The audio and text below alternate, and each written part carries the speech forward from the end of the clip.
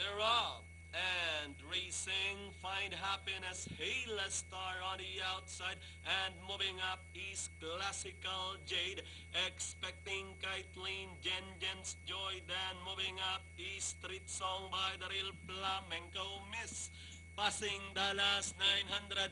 Now we have expecting Kaitlyn takes the lead by a length and a half. Classical J drops back in second, down in third, moving up is Street Song by and between runners is entry number 6, Hail Star, past the last 600.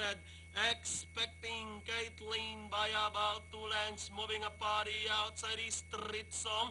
Classical Jade once again moving up by the rail. In between runners is Hail Star as they turn for home, expecting Kaitlyn by about 2 lengths. Classical Jade getting closer in second, opted to run down on the inside with the last 150 more to run, expecting Kaitlyn. Classical Jade find happiness, finding some opening and grabbing the lead, winning race number 5 over expecting Kaitlyn. Then comes Jen's Joy, Classical Jade, Hail Star, Flamenco Miss, and 1A is Street Song.